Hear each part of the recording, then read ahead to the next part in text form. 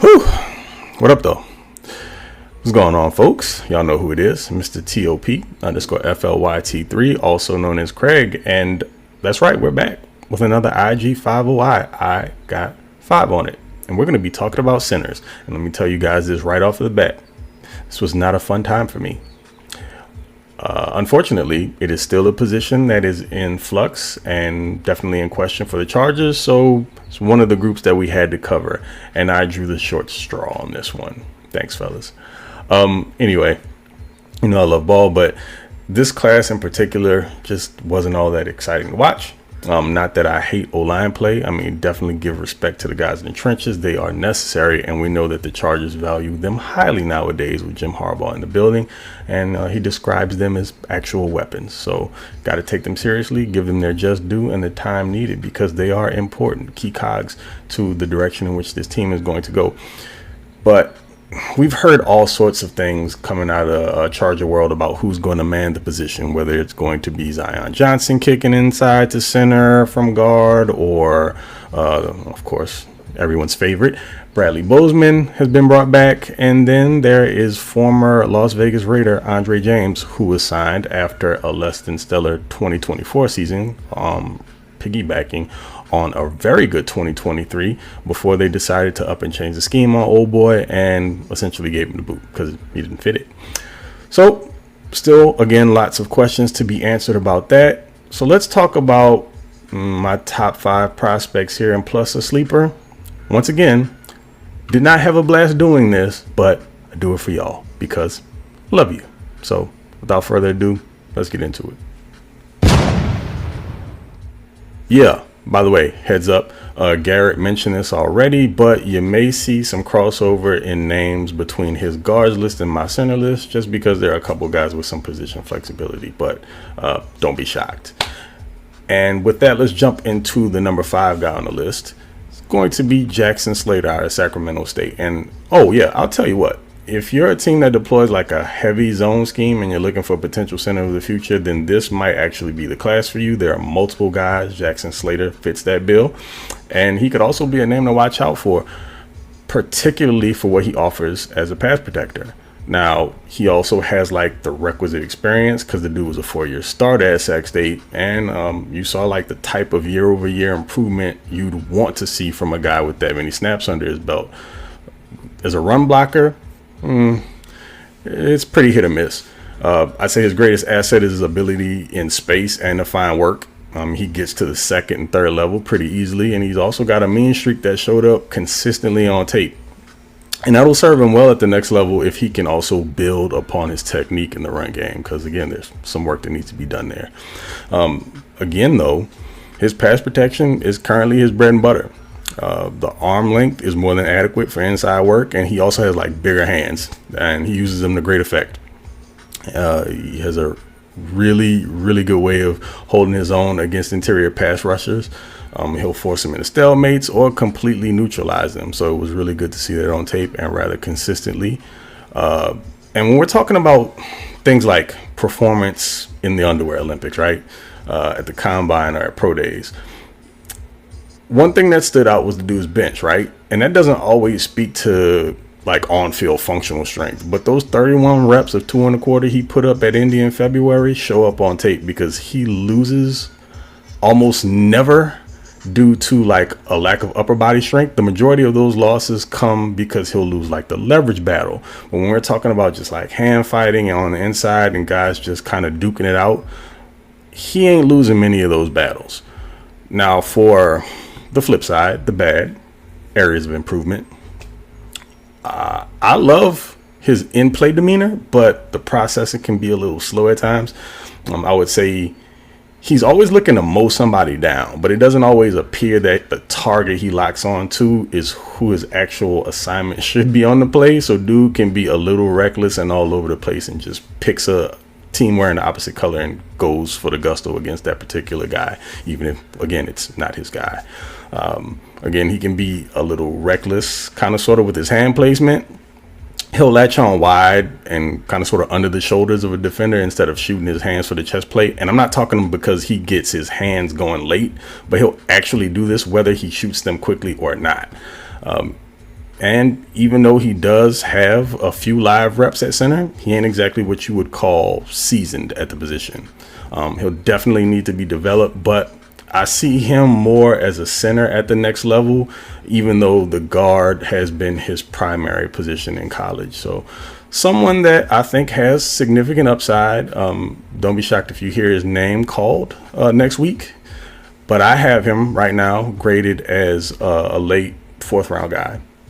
I've seen him talked up into as high as late 3rd. I don't really see that, but it's the NFL. Scouts do their own thing. They do that for a living. So if that happens, so be it. Best of luck to him. But that's where I have him. And again, he's number 5 on my list. And at number 4, the 2024 Remington Award winner as the nation's top center, Mr. Seth McLaughlin. And dude came in Ohio State after being a mainstay starter at Alabama and definitely didn't skip a beat in my opinion. I mean, hell, he won the award for the nation's best center. But his time ended at Bama in a really strange way, kind of sour. After giving them years of super productive play, in 2023, dude was having some issues with the snap. I've heard various stories about it. The main thing being something about Jalen Milroe's cadence and him not necessarily jiving with that. They didn't mesh. But whatever. Dude ends up going to Ohio State and just picking up where he left off, not necessarily with the snapping issues, but I'm talking about for what he put on film for the early portion of his career. He's just consistent.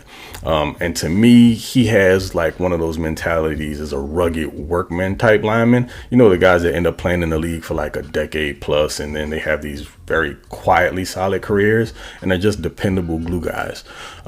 As far as his game goes, I definitely like the versatility to be a starter in either a power or a zone scheme. And it's mostly due to the fact that I like the ability and his spatial awareness in the running game. It transfers really well to either scheme. He does an awesome job at staying attached in the run game, super strong hands on the inside. And both of those Ohio State backs were beneficiaries of McLaughlin's consistency to really buy them like that extra second that you sometimes need to allow like creases to develop in both of the A gaps. I also feel like he did a solid job reading and reacting to interior stunts. He was very rarely caught lacking when defenses attempted to kind of like manufacture pressures that weren't just like simple attempts by linebackers to shoot gaps. The anchor, pretty good. He doesn't give up a lot of ground against power. Very seldom will he be overwhelmed by like a bull rush. And when you hear coaches talk about like finding work, you know, coach speak, I think McLaughlin's probably the poster child and puts on the best teaching tape for that. I mean, he always makes himself useful, whether it's assisting at the first level, climbing up to the second level, to some other linebackers, picking off blitz and safeties. Just, you know, dude just has the full arsenal at his disposal. But, of course, not a perfect player. He's a little older. He'll be 24 when the season gets rolling. And he definitely won't be mistaken for an elite athlete, especially not when we're talking about some of the other guys on this list. We'll get to names like Jarrett Wilson and Zable coming up here soon. I definitely just gave away 2 of the other guys on this list, but I'm sure if you pay attention to any of the offensive linemen in this class, you won't be surprised by those names or really where they pop up. So I digress. And even though longer arms really aren't like a prerequisite for interior play, dude has got like the T-Rex joints, the kind that they just look strange on a larger athlete, but shorter arms at 31 inches.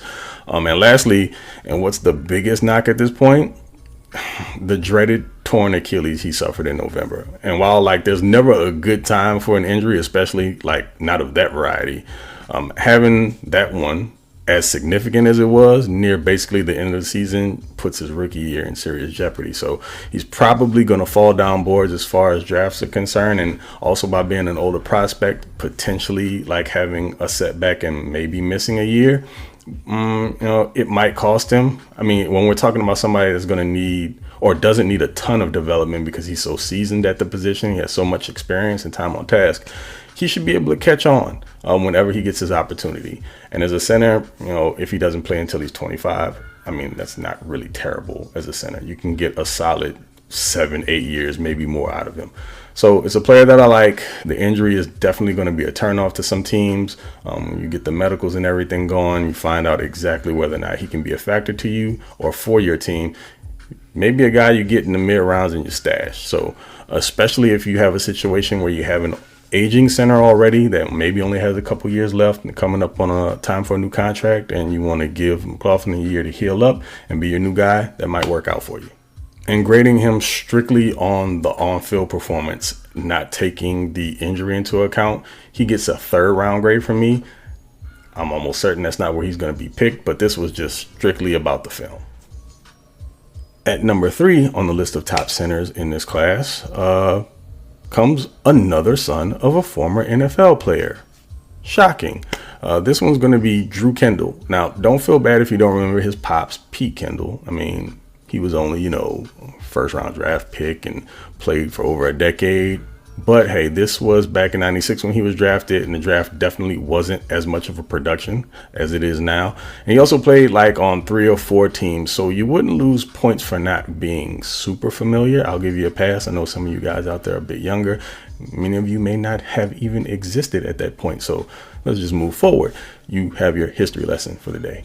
But anyway, his offspring, Drew, must have gotten mom's athletic genes, because the youngin' clearly has his dad beat when it comes to like movement skills.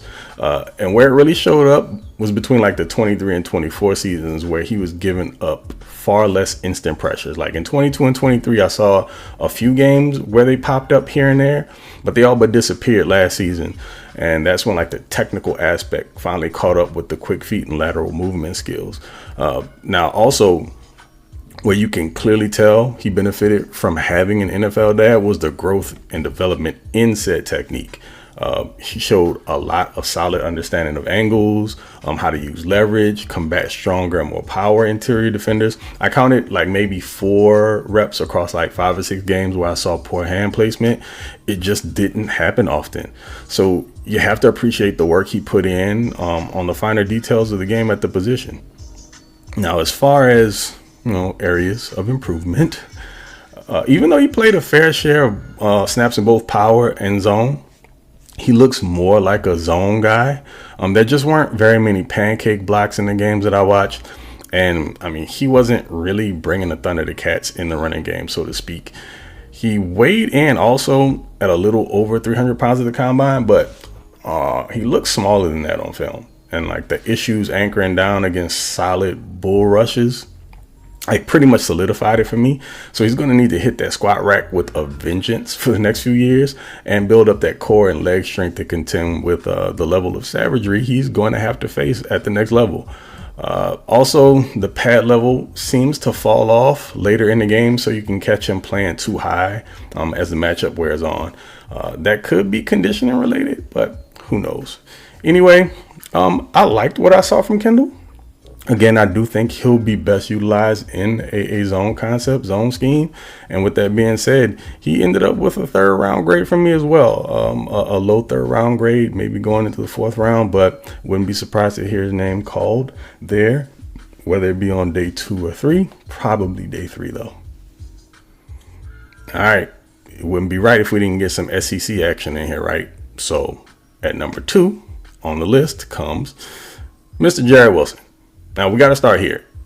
Dude has some mitts. Like, he's got nearly 11-inch hands and grip strength to match. And this gives him a chance on nearly every rep. Now, couple that with the athleticism, and you saw that on display at the combine as well with some crazy workout numbers. And you want to tack on like that footwork to stay in front of defenders. And you have the makings of what could be a complete center in NFL within like the next 2 to 3 years. I also really love his ability to recover. If he loses at the snap, I mean, as a defender, you probably feel like you've won, but just because you got off quicker, sorry, that was crazy, you're probably mistaken. Like, the rep is going to be far from over. You have to work if you think you're going to just out-athlete this guy. It's not going to happen very often. 2 of my favorite games from this past year were against other SEC rivals in Florida and Kentucky. Like, he looked like, at worst, an easy 2nd-round prospect. Just by the show he put on in those 2 contests alone, both in the run and passing game, respectively. But the pass pro reps were very impressive. Now, again, areas of improvement. I think he's going to be limited to a zone scheme, also something that's zone centric. He's got good play strength, but he doesn't really have like a mauler mentality about him. Like that's the type of guy that you prefer running in a power and gap scheme. He's just not out there consistently trying to drive guys into the Gatorade cooler or even through the whistle for that matter. While he's uber athletic, and he'll probably be able to win his fair share of reps by just beating defenders to landmarks and shooting his hands before they get a chance to attach, his anchor's probably average at best at this point. I mean, sometimes, even if he's first, because he's quicker, he'll still give up pressure. And it'll happen to like those more powerful interior defenders that can walk him back into quarterback's laps. Now, lastly, what I want to say about Mr. Wilson here is he's only got 1 year starting experience as a Georgia Bulldog. And even though that's nothing to sniff at, specifically in that conference as tough and storied as the SEC is, he's still lacking the preferred time on task that you want from a guy that you possibly would be thinking of coming in and starting from day one. I wouldn't be surprised if that doesn't happen and it takes him a year, but he's got all the skills from an athletic standpoint. He's just got to get stronger, and there are some technical refinement that needs to be done there as well. With all that said, he still ended up as a third round pick for me. So a higher third round guy, wouldn't be surprised to see him go there. But in this class, it's going to be really hard to tell. You've got a bunch of guys that could eventually be starters. Not as many day one cats. But that leads me to my number one guy who I think will be a starter right out of the gate. So let's get into it. And that guy at number one is none other than Gray Zable out of North Dakota State. Now, starting off by saying that Zable is a bit of a unicorn in his own right because the dude played each of the guard and tackle spots during his run with the almighty Bison. And he wasn't just an in a pinch guy in any of those roles, but he actually thrived. As far as games go, my favorite has to be last year, week 1 against Colorado Buffaloes. That matchup put his full skill set on display. But man, oh man, did he ever stand out as a presence in the running game. Like the athleticism in space, climbing to the second level, erasing linebackers, and all of that combined created some huge lanes that looked like the Red Sea was parting. It was pretty much football poetry for those of you who major in O-line play. I would definitely recommend watching that game back in all 22 if you can. Also like what I saw from him on combo blocks when he got work on the inside at guard. He has tremendous footwork as a pass protector. He's also wildly agile for a guy standing 6'6", 315-ish pounds. And that's one of the attributes to me that make him an extremely viable option at center. It's probably why teams are taking a look at him there. And want to talk about Ted guys? You know, that's a Harbaugh-ism. He likes his Ted guys there every day. Zable's like the model of availability. And ultimately, to be totally honest with you, he's one of the cleanest prospects in this class to me. I'm not just talking about as an O-lineman. I mean, like, period, any position. Now, there are some things to work on. He isn't the stoutest lineman you'll come across, and because of that, he seems to struggle a bit against bigger, more powerful defenders. Even though he recovers pretty well, if he loses off the ball, then he'll probably still get walked into the QB a bit. So the anchor definitely has to improve, and the arm length isn't fantastic, pretty questionable. So I saw him like really having to work in order to gain ground against edge guys with decent get off and bend. Now, while the athleticism like helped to mask this in college, it wouldn't really save him at the next level. It's a little less important if he does make the roster make the move to center though. And just kind of piggybacking off of that, he hasn't actually played the position. I mean, he did show that he was more than up to the task at the Senior Bowl, but he's still definitely a projection. But he's got the build and the type of game that lends well to a center role. So for me, easily the best center in the class is the position I think he should play. I know that mainly was a guard in college, but that's why I got Gray at center. And he has a mid to early second round grade for me. So I definitely expect him to be the first center, if in fact he does play that position, off of the board come next week. But you folks know I couldn't just end it there. I had to have some fun. Definitely needed a sleeper to throw into the mix because majority of this class was a snooze fest. So kind of in line, sleeper, but it's time to wake it up. Let's talk about him. You gotta love the underdog. And I had to throw Willie Lampkin on this list as my sleeper. Dude is the Puna Ford of Drew Dahlmans. Yeah, don't worry about it. Anywho, even though this, as I've already said, wasn't like the most enjoyable position group of the class to watch, old Willie Lamp was worth the time. Like, dude was out there getting it as a 5'2", 275-pound guard in the ACC. And he also somehow managed to be fully functional as an interior offensive lineman amongst guys who they had every conceivable advantage against him in a sport and a position where size is essentially paramount. He might be like the football equivalent of Emmanuel Lewis if we're talking about height, but he definitely has decent arm length, and that makes him extremely difficult to gain leverage against. And guess what else he did that all my favorite trench guys seem to have in common? That's right. He's another former wrestler. So it should be no surprise that he's really adept at gaining and maintaining leverage. But he also showcases sound hand usage, whether we're talking about like quickness or placement. He's also another joker with pretty large hands at over 10 inches, and he uses those to stay attached, and in many cases he can steer defenders when coupled with that low center of gravity. So Willie definitely can get it done. He showed it. And if leverage is his number one asset, then technique has to be like 1B. Like, you can tell he understood he'd have to rely and really work on the nuances of interior play if he wanted to overcome what's considered diminutive size for the position. And he absolutely did. You'd expect him to have solid movement skills at that size, and on tape he does, but his pro day testing left much to be desired, to say the least. He clocked, like a 5'2" 40, and the explosive testing was not great either. Less than 9 feet on the broad and a vertical jump under 25 inches. So yeah, no bueno. He does have experience and success in both gap and zone concepts, but my favorite thing about Buddy is he's all heart. Like, he battles every down, and even if he's overmatched, he goes down swinging through the whistle. He spent significant time at both guard and center spots. He transitioned from center over to guard as he progressed throughout his time as a Tar Heel. Now, for the not so great stuff, I mentioned some of the testing, so that falls in this category as well.